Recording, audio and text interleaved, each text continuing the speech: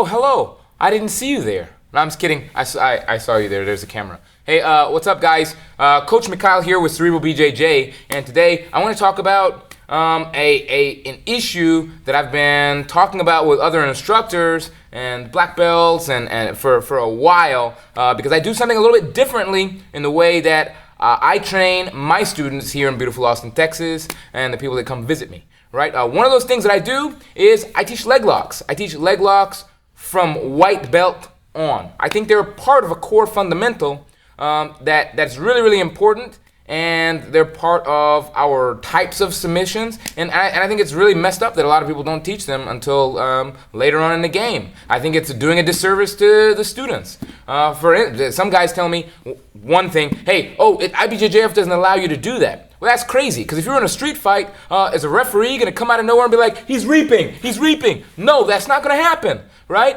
IBJJF changes their rules all the time, right? They used to allow wrist locks at different levels and leg locks, and they change all the time depending on what, the magic in the sky that they hear, right? To that point, if they're going to change all the time, why you train your students along with IBJJF rules? Right? What if they change it back and then your students are out of sync? That would be crazy, right? The other issue is that eventually, as your students become higher and higher ranking students, they're eventually going to have to learn leg locks, right?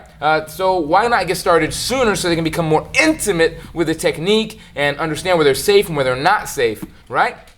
Some students don't understand this, and some instructors don't either. They're like, oh, why, what if they get a heel hook and they just rip it off? Be a better coach, right?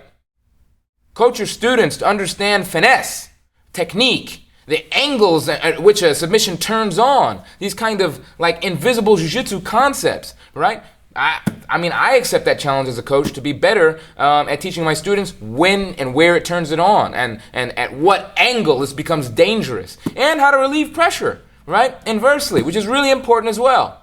And how to, have fun, good rolls with their teammates. That's another point. The other point is the idea of it being a great equalizer. I would say my first time I ever tapped a black belt legitimately was when I was a blue belt to a toe hold. Right, I had been training toe holds for quite some time, working with a lot of good sambo guys, and working with a lot of great jiu-jitsu practitioners as well, as they had instructed me about the angles of application for the toe hold. And one day I caught a really good guy in a setup for it. He didn't think I was going to be able to close it out. He tried to force his way out, and he ended up tapping himself, kind of in that position. And he had to tap. It was legit, right? Don't care if you're a black belt, red and black belt or a white belt. The same angles hurt people. All right. The difference is knowing how to escape and timing and a whole host of other issues I won't get into right now. I train my white belts leg locks. And guess what? In a no-gi setting and in an MMA setting and in a self-defense setting, IBJJF notwithstanding, when they come for your students, if you're not training yours, then they're probably going to get leg locked.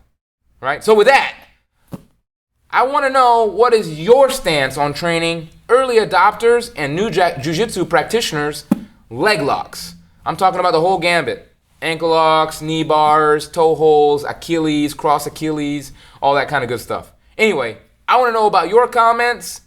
Post them down below. Like it, share it, get mad, whatever. Be happy, live life, keep training, keep growing. Os.